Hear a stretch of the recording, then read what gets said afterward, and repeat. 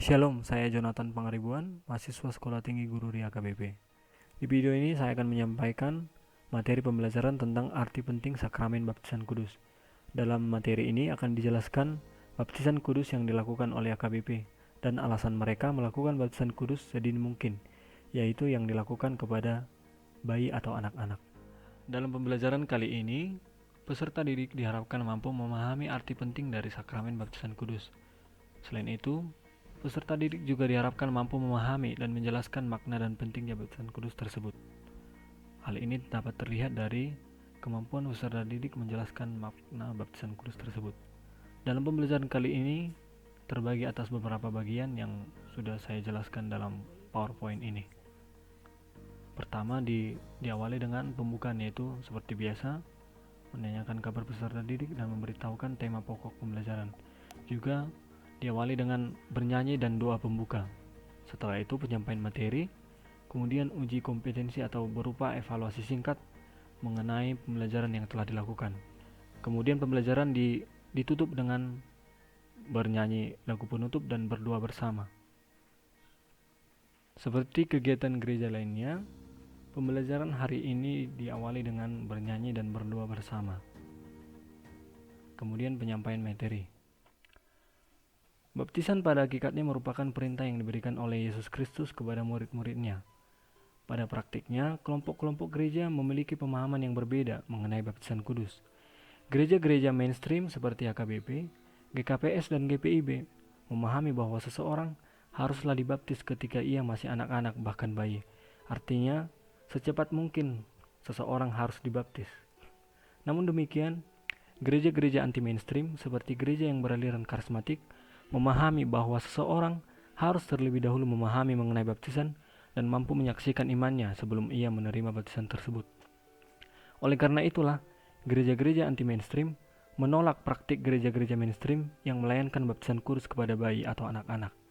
Sebaliknya, gereja-gereja tersebut melayankan baptisan kudus kepada seseorang ketika ia telah mengetahui tentang baptisan kudus dan mampu menyaksikan imannya.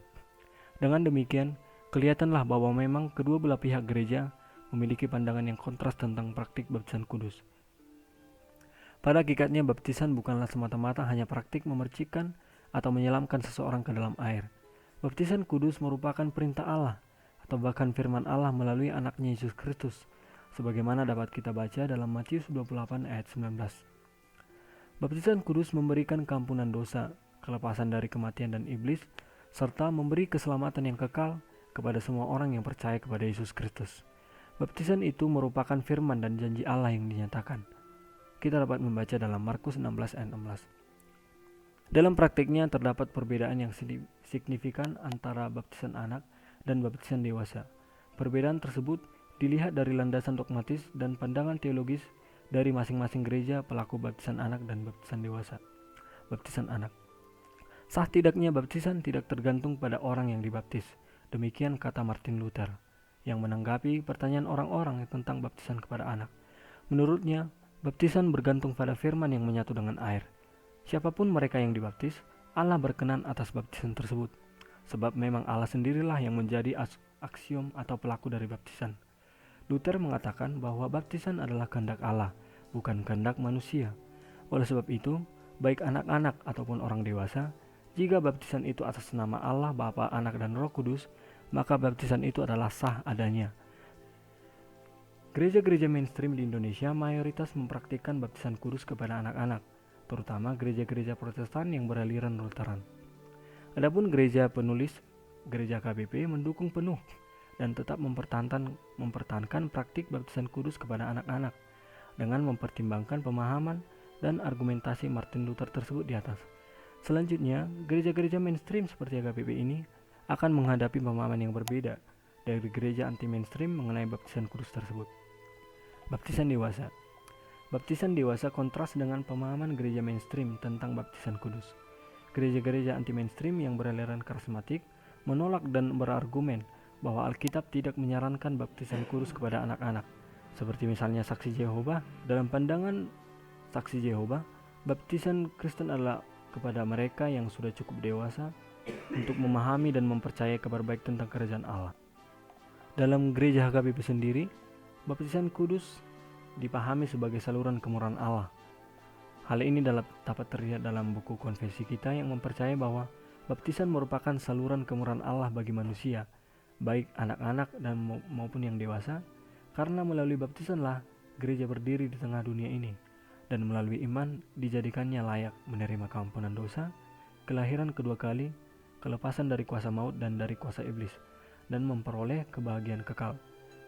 Dengan pemahaman HKBP mengenai baptisan kudus sebagai peristiwa kemurahan Allah dan setiap orang berhak ikut di dalamnya, HKBP menekankan bahwa sesegera mungkin seseorang harus diikutkan dalam peristiwa tersebut, yakni peristiwa baptis, agar mereka juga ikut dalam peristiwa belas kasihan Allah melalui kematian Yesus Kristus di kayu salib sebagai landasan baptisan kudus.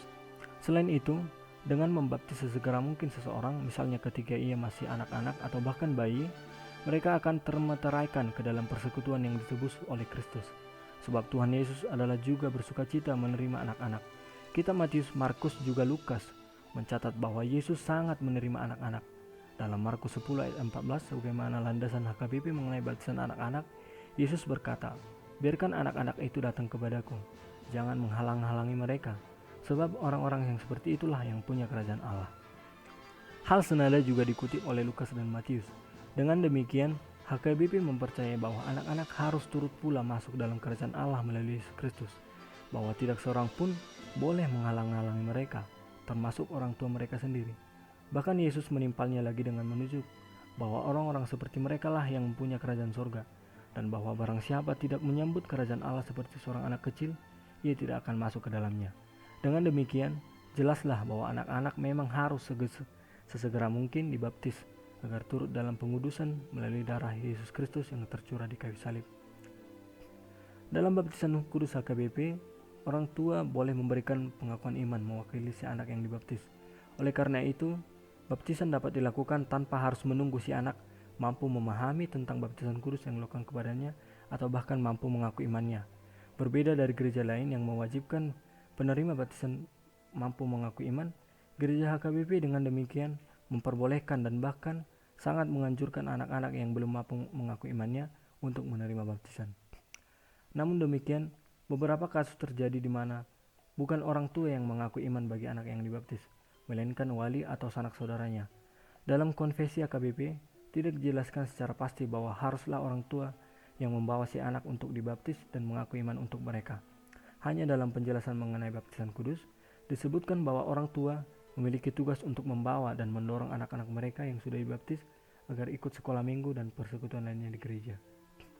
Dalam dokumen gerejanya yaitu RPB, HKBP menghimbau orang tua agar mendorong anak-anak mereka yang sudah dibaptis ikut dalam persekutuan Protestan, dan seboleh-bolehnya adalah persekutuan HKBP atau gereja yang memiliki pandangan agama yang tidak jauh berbeda.